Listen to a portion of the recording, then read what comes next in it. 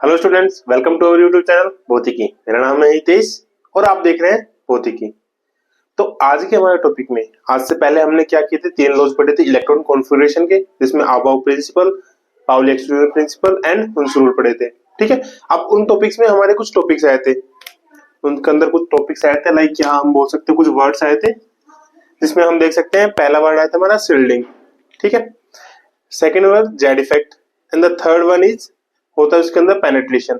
तो आज हम डिस्कस करेंगे इन तीनों वर्ड्स के बारे में, लाइक ये वर्ड्स है क्या, इनका क्या इफेक्ट है एक एटॉमिक स्ट्रक्चर के अंदर। ठीक है, तो वन बाय वन हम इनके बारे में डिस्कस करते हैं। तो पहला हम देखते हैं शिल्डिंग।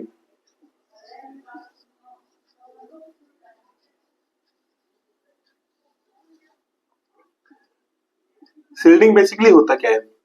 शिल्डिंग के बारे में मैंने आपको बताया था कि शिल्डिंग क्या होता है कि जो मल्टी इलेक्ट्रॉन एटम्स होते हैं, मल्टी इलेक्ट्रॉन एटम्स के अंदर क्या होता है, जो इलेक्ट्रॉन्स होते हैं उनके ऊपर एक अट्रैक्शन फोर्स लगता है। और वो अट्रैक्शन फोर्स किन की वजह से लगता है? जो सेंटर में जो न्यूक्लियस होता है उसके अंदर जो प्रोटॉन होता है, प्रोटॉन की वजह से क्या मिलता है, पॉजिटिव चार्ज मिलता है। इलेक्ट्रॉन के ऊपर क्या होता है, नेगेटिव चार्ज।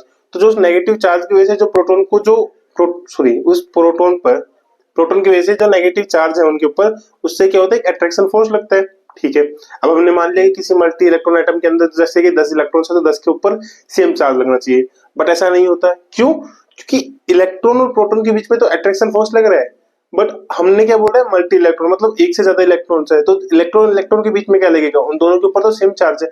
तो उन दोनों के ऊपर सेम चार्ज होने की वजह से उनके ऊपर क्या लगता है, एक रिपल्सन फोर्स लगता है। ठीक है, अब उसी रिपल्सन फोर्स की वजह से जो बाकी इलेक्ट्रॉन्स, कुछ इलेक्ट्रॉन्स के ऊपर जेड इफेक्ट, या फिर हम बोल सकते हैं न्यूक्लियाई का जो चार्ज होता है जेड ई, वो सेम लगता है। कुछ के ऊपर वो इफेक्ट क्या हो जाता है, कम हो जाता है। Why? Because of electron electron के बीच में जो रिपल्सन फोर्स है उसकी वजह से। तो उसी चीज को समझाने के लिए शील्डिंग हम यहाँ पे एक वर्ड लेके आते हैं। तो इसके अंदर क्या होता है basically,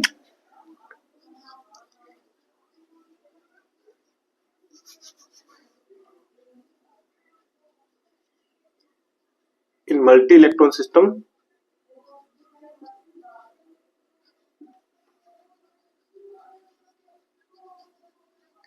each electron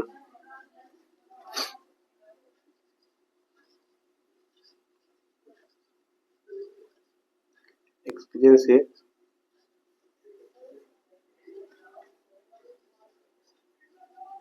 attraction force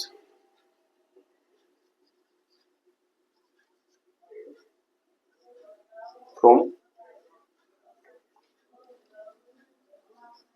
nucleus. और न्यूक्लियस के अंदर चार्ज क्या होता है? ठीक है, विच इज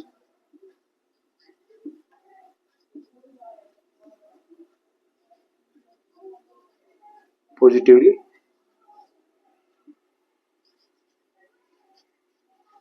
चार्ज। ठीक है, हर इलेक्ट्रॉन के बीच में क्या लगता है, एक अट्रैक्शन फोर्स लगता है न्यूक्लियस की वजह से, जिसके ऊपर चार्ज कितना होता है, जेड होता है, जो कि होता है पॉजिटिव चार्ज होता है। ठीक है, एंड इलेक्ट्रॉन है नेगेटिव चार्ज। ठीक है, बट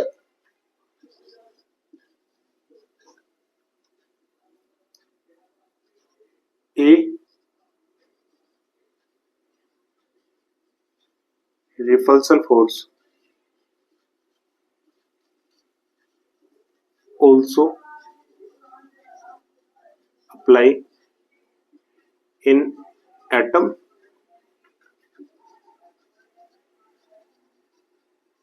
because of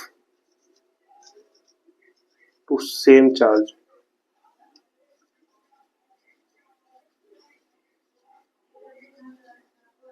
इलेक्ट्रॉन्स, ठीक है, किसी वजह से लगता है, दो सेम चार्ज इलेक्ट्रॉन्स की वजह से, क्योंकि इलेक्ट्रॉन के ऊपर क्या होता है, सेम चार्ज होता है, तो उनकी वजह से क्या लगेगा, वहां पे एक रिपल्सन फोर्स लगेगा। ठीक है, अब जैसे कि आप इसको समझना चाहें तो ऐसे समझ सकते हैं कि यहाँ पे एक पॉजिटिव चार्ज है। ठीक है, अब जिसकी फर्स्ट सेल होती है, फर्स्ट सेल कौन सी होती है, 1s, जो हमें पता है 1s के अंदर क्या होता है, दो इलेक्ट्रॉन्स होते हैं। फिर मान लो इसकी सेकेंड सेल, एंड ऐसे ही थर्ड सेल।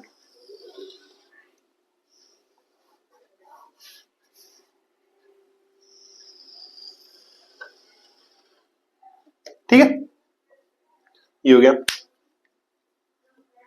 अब इसकी वजह से क्या होता है कि यहाँ पे हमारे पॉजिटिव चार्ज क्या है, जेड है, यहाँ पे हमारे क्या है, इलेक्ट्रॉन्स है, इलेक्ट्रॉन्स है, और हम नॉर्मल केस के अंदर लेके चलते हैं इलेक्ट्रॉन्स है, ठीक है। ऐसे यहाँ पे इलेक्ट्रॉन्स है, इलेक्ट्रॉन्स, इलेक्ट्रॉन्स, हालांकि नंबर ऑफ इलेक्ट्रॉन्स हर एनर्जी सेल के अंदर इंक्रीज होते जाते हैं, ऐसे यहाँ पे इलेक्ट्रॉन्स,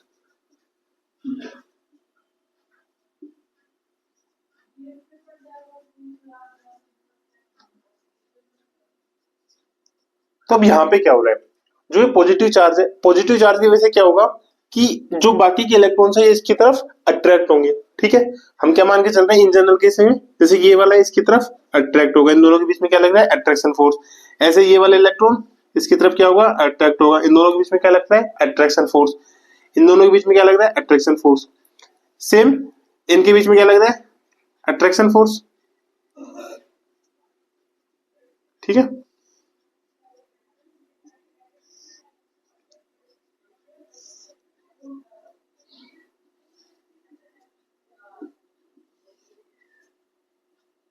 ठीक है, ये अट्रैक्शन फोर्स लग रहा है, ऐसे आउटर सेल वाले इलेक्ट्रॉन की ओर लग जाएगा। बट एक चीज नोटिस करना, इन पे तो अट्रैक्शन फोर्स लग रहा है, बट जो दो इलेक्ट्रॉन्स हैं, दो इलेक्ट्रॉन्स, इनके ऊपर क्या लगेगा, एक रिपल्सन फोर्स लगेगा, बिकॉज ये क्या है, एक दूसरे से सेम चार्ज में, तो इसको हम दिखाते हैं ऐसे अपोजिट साइन, ठीक है। इन दोनों के बीच में क्या लग रहा है, रिपल्सन फोर्स, एक दूसरे की तरफ एक दूसरे को धकेल रहे हैं आपस में, क्या लगेगा यहाँ पे, रिपल्सन फोर्स। ऐसे ही ये इसकी वजह से लगेगा रिपल्सन फोर्स, या फिर इसकी वजह से इसके ऊपर लग जाएगा रिपल्सन फोर्स। ऐसे सेम यहाँ पे रिपल्सन फोर्स, रिपल्सन फोर्स,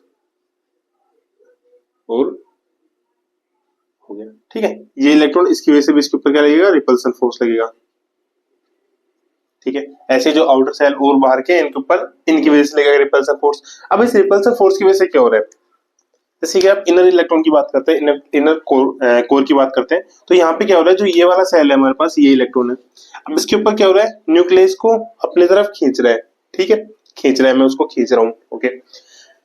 इसके पीछे वाला जो खड़ा है बंदा सेम है, अब वो क्या कर रहा है, मैं इसको खींच रहा हूँ, तो वो क्या कर रहा है, उसको धक्का मार रहा है पीछे से, ठीक है, मतलब मैं उसको खींच रहा हूँ, वो क्या कर रहा है, धक्का मार रहा है इसको, तो जो ये इलेक्ट्रॉन होगा ये क्या हो जाएगा, थोड़ा क्लोज आ जाएगा न्यूक्लियाई के, ठीक है, ये आ गया इसके क्लोज।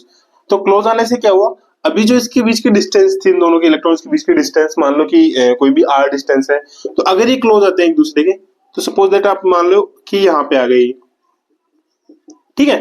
अब ये इलेक्ट्रॉन अगर यहाँ पे आता है, सेकंड वन यहाँ पे आता है, तो जो ये वाले डिफरेंस आएगा, जो डिस्टेंस होगी वो क्या हो जाएगी, कम हो जाएगी दोनों के बीच की, ठीक है, हो गई कम। तो अब जो इलेक्ट्रॉन जितना फोर्स इस डिस्टेंस के बीच में से निकल रहा था, ठीक है, जितना अट्रैक्शन फोर्स जो इन दोनों की डिस्टेंस के बीच में से लग रहा था आउटर सेल के इलेक्ट्रॉन के, वो क्या लगेगा, कम हो जाएगा, ठीक है, बिकॉज डिस्टेंस क्या हो गया, हमें गैप क्या हो गया, कम हो गया, ओके। सेकंड चीज, जो आउटर सेल वाले उनके ऊपर क्या होगा, अब ये वाला जो इलेक्ट्रॉन है ये भी क्या हो रहा है, इसकी तरफ खींच रहा है, न्यूक्लियस क्या कर रहा है, जो आगे खड़ा है उसको थोड़ा बोल रहा है साइड में, और पीछे वालों को खींच रहा है, ठीक है। बट अब जो आगे खड़ा है वो क्या बोल रहा है कि मैं आगे हूं, वो उसको पीछे धक्का मार रहा है, मतलब ये क्या कर रहा है, उसको खींच रहा है, मतलब ये वाला न्यूक्लियस इसको खींच रहा है, बट जो ये इलेक्ट्रॉन है ये क्या बोल रहा है, इसको धक्का मार रहा है कि तू खींच, बट मैं धक्का मारूंगा, मैं इसको नहीं आने दूंगा आगे। तो इससे क्या हो रहा है, जो इसके ऊपर ही जेड ई जो फोर्स लग रहा है, जेड ई जो लग रहा है क्या हो रहा है, कम हो रहा है, ठीक है। तो ये क्या हो रहा है, जितना खींच रहा है उतने उसको आउटपुट नहीं मिल रहा है, आउटपुट कहाँ कम हो रहा है, इसकी वजह से रिपल्सन फोर्स की वजह से आउटपुट कम हो जा रहा है, ठीक है। जिसको हम बोलते हैं, जो यहाँ पे बोलते हैं, इसको बोलते हैं हम, जो कम हो रहा है उसको हम बेसिकली डिनोट करते हैं सिग्मा से, जिसको हम बोलते हैं सेल्डिंग constant, सेल्डिंग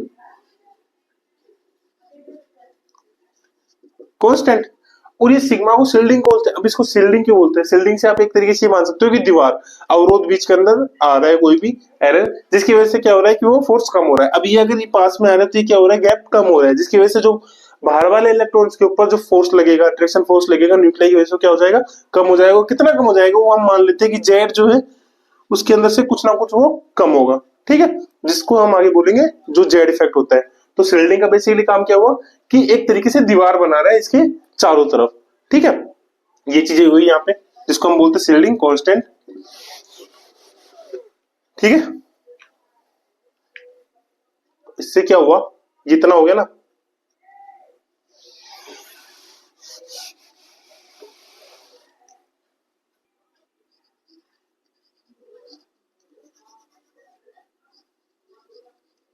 as a result the inner shell electrons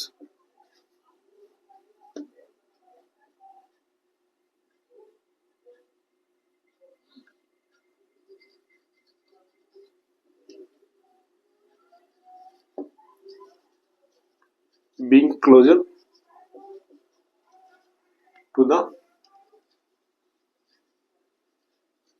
nucleus and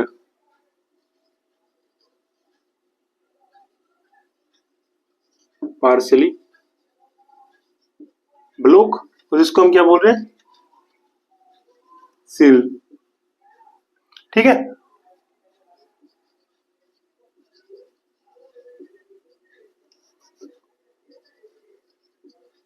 outer electrons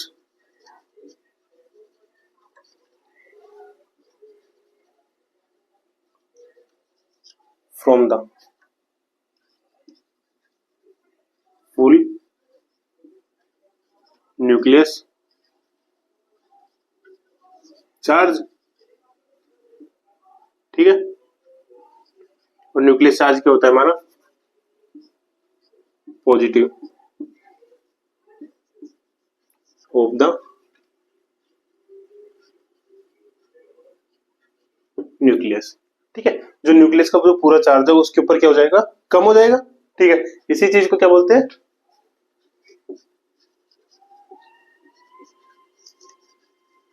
this type of phenomena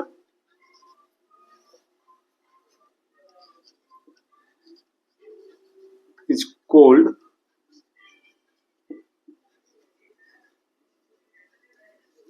shielding, ठीक है। इसी चीज को हम क्या बोलते हैं, शिल्डिंग बोलते हैं। अब इस शिल्डिंग की वजह से फायदा क्या होता है, मतलब ये जो कॉन्सेप्ट हमने दिया शिल्डिंग का, इससे क्या हुआ शिल्डिंग की वजह से,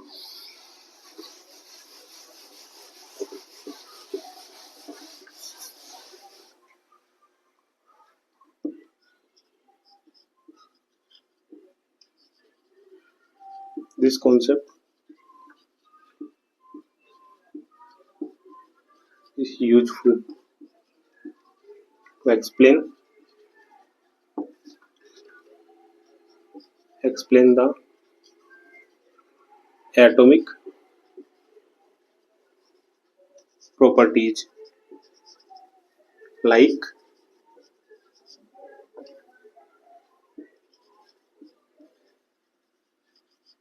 atomic size, ठीक है,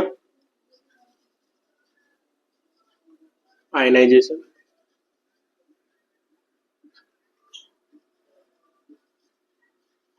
एनर्जी एंड इलेक्ट्रॉन एफिनिटी,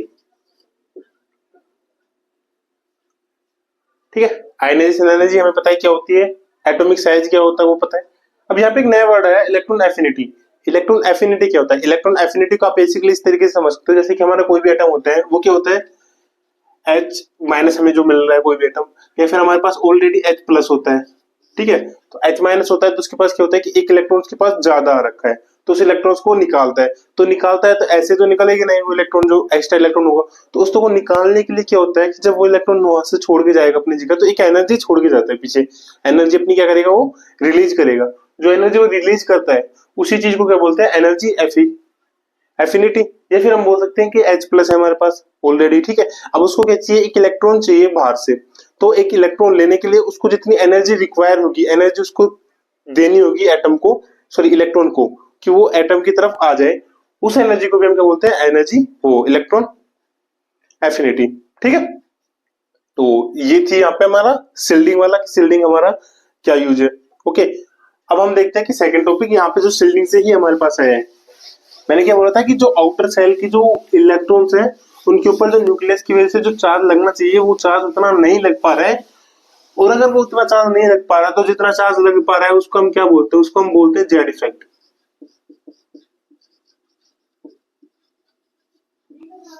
उसको हम क्या बोलते हैं, जेड इफेक्ट, या फिर हम इसको बोल सकते हैं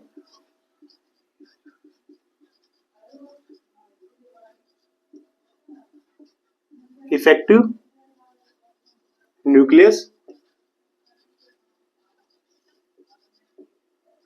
charge.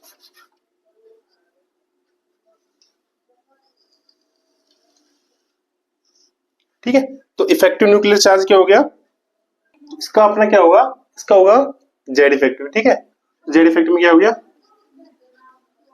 The net positive charge, the net positive charge, positive charge experience experience by the outer electrons, outer cell electrons in an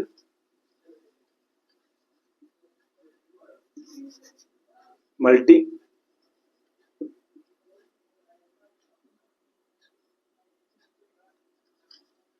electron atom. ठीक है, ये क्या होता है, एक नेट पॉजिटिव चार्ज होता है experienced by the outer cell electron in a multi electron atom. ठीक है, एंड ये किसकी वजह कैसे दिया जाता है, it account it accounts for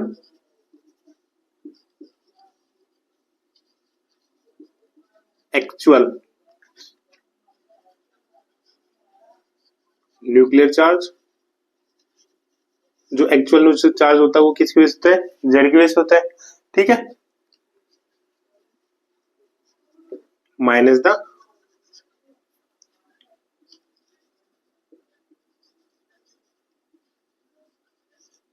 shielding effect. ठीक है,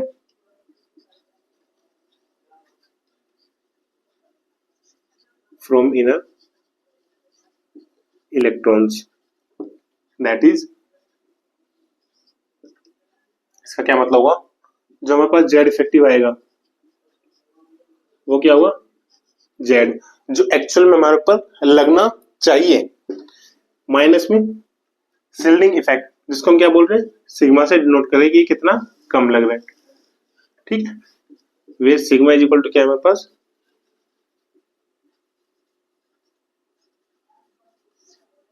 शिल्डिंग कांस्टेंट।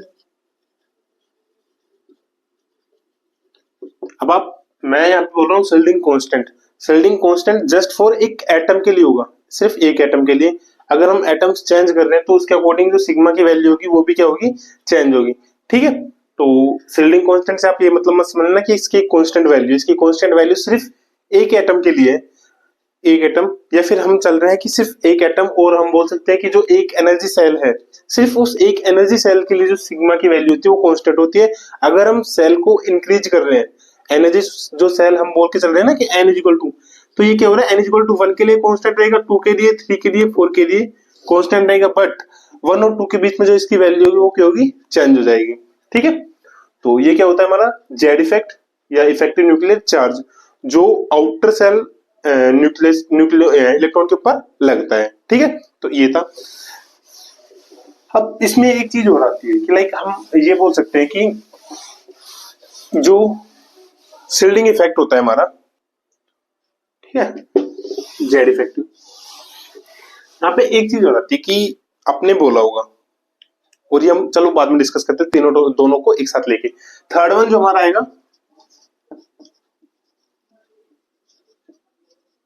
पेनिट्रेशन, पेनिट्रेशन का क्या मतलब होता है?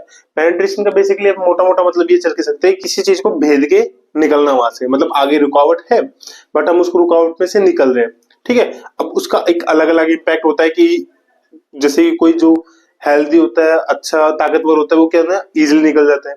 जो थोड़ा कमजोर होगा वो क्या होता है नहीं निकल पाता है उस ब्रिज को क्रॉस करके, ठीक है। तो शेल्डिंग इफेक्ट हमारा लग रहा है आउटर सेल इलेक्ट्रॉन्स के ऊपर, बट उसमें भी कई ऑर्बिटल्स, जो हम ऑर्बिटल्स की बात करते हैं, ठीक है, एक सेल के अंदर सब सेल्स की बात करते हैं तो क्या होता है अलग अलग होते हैं, S P D F.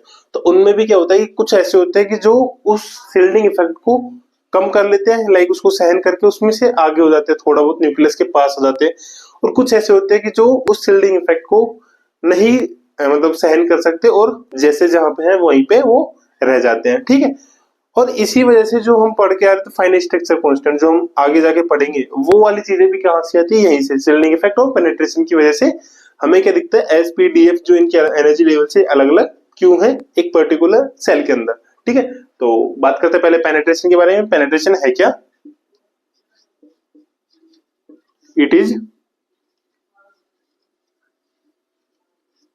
Ability of an electron in a given orbital, ठीक है। Ability of an electron in a given orbital to approach near the nucleus, ठीक है, near the nucleus of an atom. तो penetration क्या हो? Penetration basically क्या हो कि एक एबिलिटी होती है इलेक्ट्रॉन की किसी ऑर्बिटल के अंदर, ठीक है। जैसे कि हम देखते हैं कि कोई ऑर्बिटल है, क्या देख रहे हैं इसका, इसमें पेनिट्रेशन, इसके अंदर जो ऑर्बिटल्स हैं हमारे पास अलग अलग ऑर्बिटल्स होते हैं एसपीडीएफ, उनके अंदर कुछ ऐसी उनके अंदर एबिलिटी होती है कि यहाँ से अगर वो फोर्स लगा भी रहे हैं तो भी उस फोर्स को नेग्लेक्ट करके वो क्या आ जाते हैं, थोड़े पास आ जाते हैं न्यूक्लियस की तरफ, ठीक है। तो इसी के अंदर आगे लिखते हैं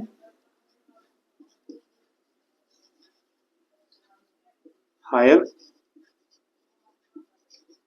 पेनिट्रेशन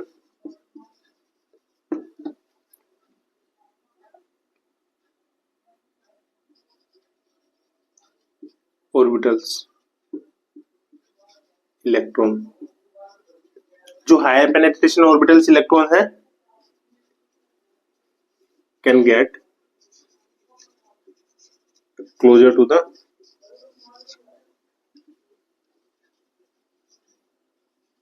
न्यूक्लियस। और अगर वो क्लोज आ रहे हैं तो मतलब उसके ऊपर जो जेड इफेक्टिव लग रहा है उनके ऊपर, वो क्या लगेगा, ज्यादा लगेगा।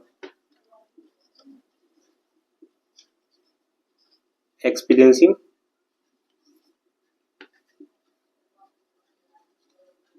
मोर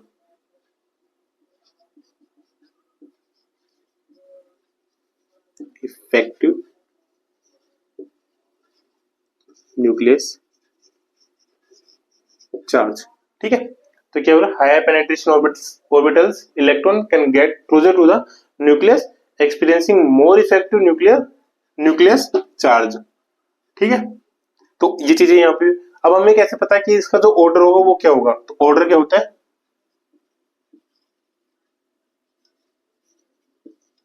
ऑर्डर ऑफ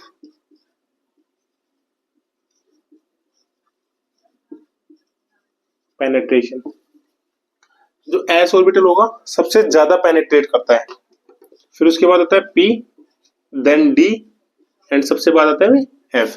अब ये चीजें ऐसे ही क्यों होती है, तो अपने ये चीजें देखो, कहीं से भी अगर आपको निकलना हो तो अगर आपकी शेप डिपेंड करती है उसके अंदर, ठीक है, कि आपकी शेप क्या है। जैसे कि होता है ना, कोई अगर सकरी गली है, ठीक है, बारीक गली है, तो उसके अंदर एक पतला इंसान इजीली निकल जाएगा, बट अगर आप वहीं पे किसी मोटे इंसान को लेते हो तो वो नहीं निकल पाता है।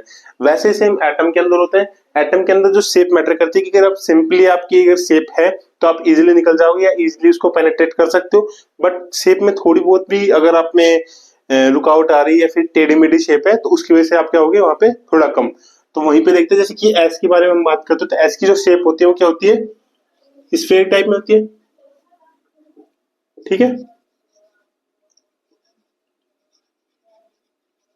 स्फेरिकल होती है, जिसकी वजह से क्या होता है ये इजिली ज्यादा पेनिट्रेट करता है। पी की क्या होती है, पी की हमारे पास होती है डंबल आकार, तो डंबल में भी एक तरीके से क्या निकल सकते हैं, हम निकल सकते हैं, लाइक ऐसे थोड़ा रुकावट आई बट ऐसे निकल सकते हैं। तो ये क्या होता है इसके बाद, इसको हम बोलते हैं dumbbell.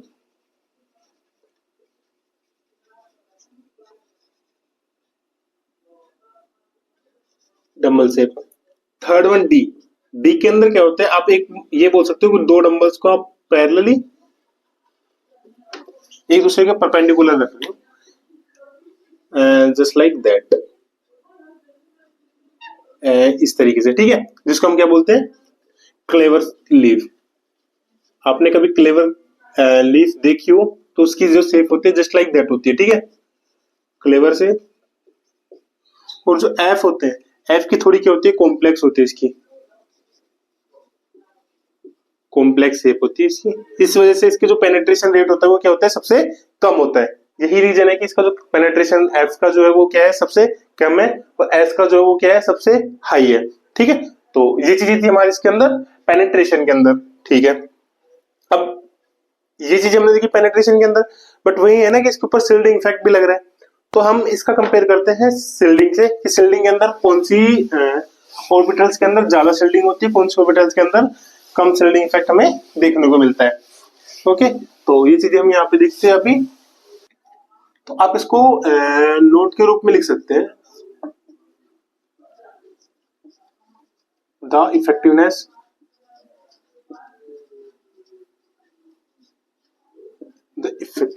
Of shielding by the electrons in different orbitals is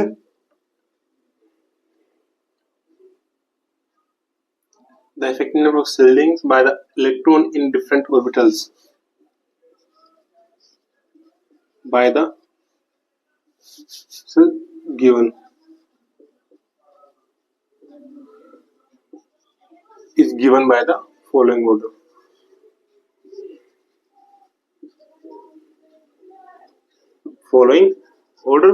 और इसका ऑर्डर क्या होता है, इसका भी सेम होता है, एस पी डी एफ। मतलब एस ऑर्बिटल क्या होगा, सबसे ज्यादा इफेक्टिव होगा, सबसे ज्यादा उसमें भाग लेगा शिल्डिंग इफेक्ट के अंदर। और इसी वजह से क्या होता है कि जब आपने अगर शेप देखी तो जो एस होता है, एस ऑर्बिटल होता है, वो न्यूक्लियस के सबसे पास होता है, फिर उसके बाद पी आता है और डी आता है, एफ आता है। जैसे कि आपको एक एग्जांपल देता हूँ, एस पी डी एफ हो गया। तो अब आप इसमें देखोगे, जैसे हम मान लेते हैं N is equal to third पे, ठीक है, N is equal to third पे हमारे पास कौन कौन सी होंगी, 3s 3p एंड 3d, ठीक है, ये तीन ऑर्बिटल्स होते हैं। अब इसके अंदर जो सबसे ज्यादा नजदीक होगा वो कौन सा होता है, 3s होता है, जिसकी सबसे लोअर एनर्जी होती है, मतलब सबसे ज्यादा करीब होता है न्यूक्लियस के। फिर उसके बाद 3p होता है, एंड देन फिर क्या होता है, 3d होता है। क्यों होता है, 3s में सबसे ज्यादा शिल्डिंग इफेक्ट होता है, ठीक है, मान लिया, ठीक है। शिल्डिंग इफेक्ट की वजह से क्या होगा कि जो ये इलेक्ट्रॉन के ऊपर रिपेल कर रहा है, बट आउटर जो सेल के इलेक्ट्रॉन इसके ऊपर धक्का लगा रहे हैं, अंदर से न्यूक्लियस खींच रहा है इसको, तो जो सबसे ज्यादा शिल्डिंग इफेक्ट होगा वो कौन सा होगा, एस के ऊपर, मतलब सबसे ज्यादा जो करीब जाएगा न्यूक्लियस के वो कौन सा जाएगा, एस। फिर उसके बाद कौन जाएगा, P D and F. Same चीजें पेनिट्रेशन की केस के अंदर मान सकते हो कि जो आउटर इलेक्ट्रॉन के आउटर सेल के जो इलेक्ट्रॉन्स है उसके अंदर क्या हो रहा है, सबके ऊपर शिल्डिंग इफेक्ट लग रहा है, ठीक है। अब सबके ऊपर अगर शिल्डिंग इफेक्ट लग रहा है तो सबके सब क्या हो, एक लाइन में खड़े होने चाहिए। बट उसमें क्या होता है, उसमें भी एस सबसे आगे होता है। एस क्या बोलता है कि मेरे ऊपर शिल्डिंग इफेक्ट लग रहा है बट मैं उसको थोड़ा कम कर सकता हूँ, तो थोड़ा और आगे जाता है, ठीक है। जब पेनिट्रेशन की बात होती है, मान लो ये चीजें पेनिट्रेट है, चारों चारों यहाँ पे खड़े एस पी डी एफ। अब दो केस होते हैं ना, लाइक यहाँ पे अगर पॉजिटिव चार्ज ले रहे हैं और यहाँ पे भी दो चारों है, एस पी डी एफ, ठीक है। तो अब हम यहां से लगाते हैं पहले शिल्डिंग इफेक्ट इनके ऊपर, तो इनके ऊपर क्या लग रहा है, शिल्डिंग इफेक्ट लग रहा है, ठीक है।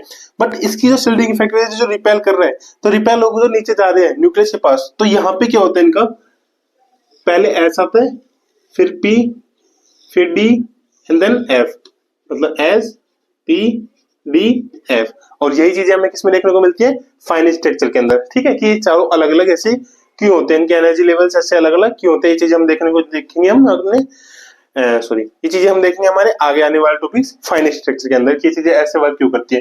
अब ये तो क्या हो गया, शिल्डिंग इफेक्ट हो गया।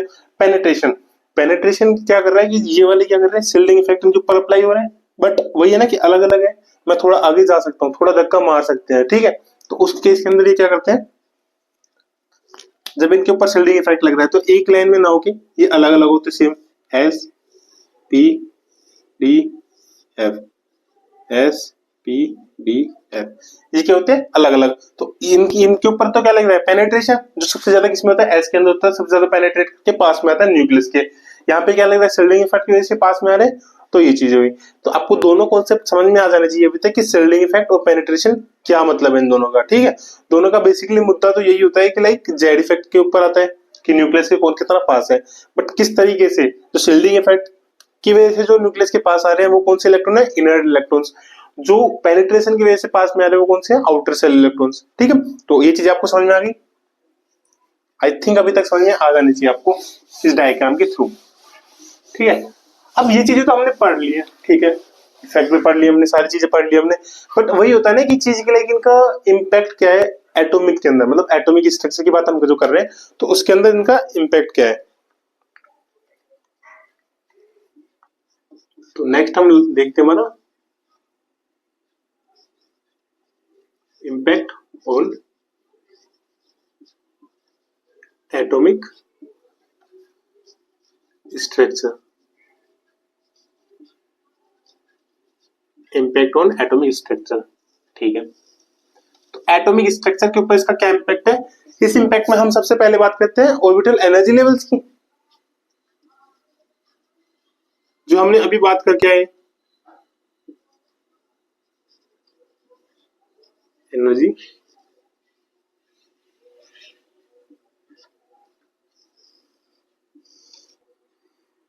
Orbital energy levels. तो यहाँ पे क्या रहेगा, electrons in orbitals with higher penetration, higher penetration has electrons in orbitals with higher penetration have in lower energy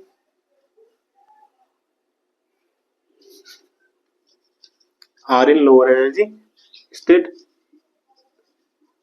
अब क्यों, because,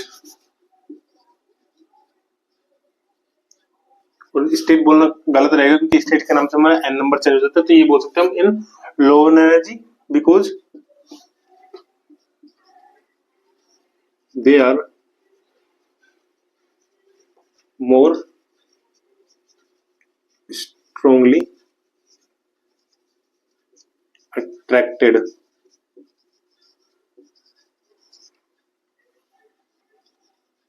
by the nucleus of atom, ठीक है। एग्जाम्पल के तौर पे मैंने बोला था आपको, अभी हम लेते हैं 3s 3p एंड 3d, ठीक है, 3s 3p 3d। अगर आप हमारा देखोगे अबव प्रिंसिपल वाली क्लास, अबव प्रिंसिपल के अंदर मैंने बताया था एनर्जी ऑर्डर्स जो होते हैं, तो उस एनर्जी ऑर्डर के अंदर अगर आप देखोगे ना तो जो 3s होता है वो सबसे लोअर में होता है, उसके ऊपर होता है फिर 3p एंड उसके बाद होता है 3d। ये चीज आपको उस क्लास में देखने को मिलेंगी अबव प्रिंसिपल वाली क्लास के अंदर, ठीक है। तो यहाँ पे क्या हो जाएगा, 3s is in lower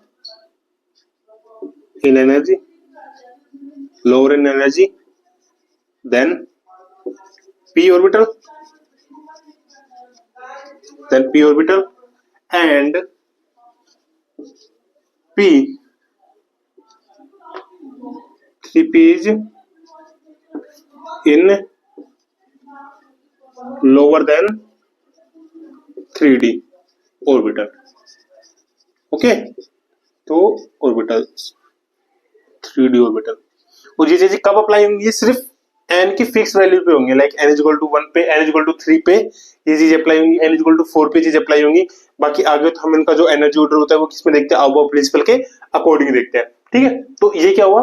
orbital energy level. ठीक है, दूसरी चीज इससे क्या होती है?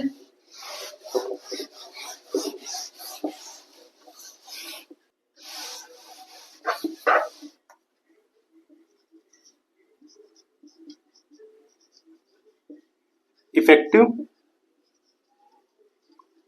Nucleus charge. Okay,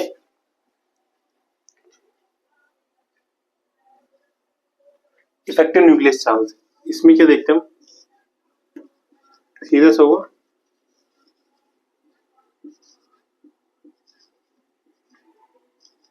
high penetration, मतलब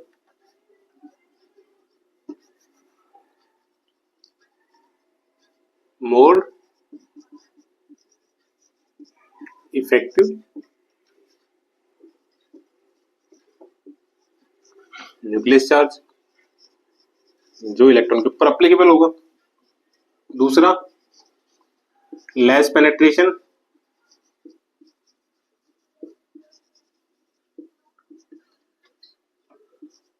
तो ये भी क्या होगा? लेस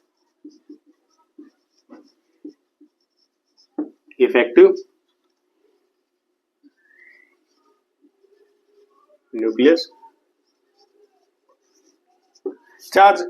ठीक है, तो ये चीजें किसमें हुई? इफेक्टिव न्यूक्लियस चार्ज के अंदर। थर्ड टॉपिक हमारा यहाँ पे आता है chemical reactivity.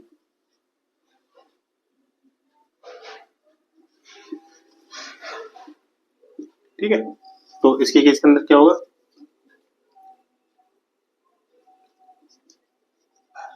High penetration, high penetration होगा।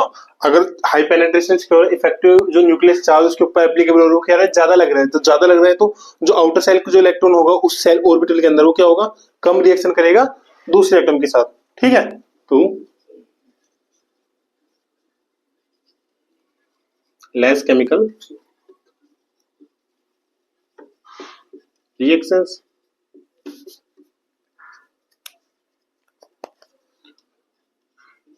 and less penetration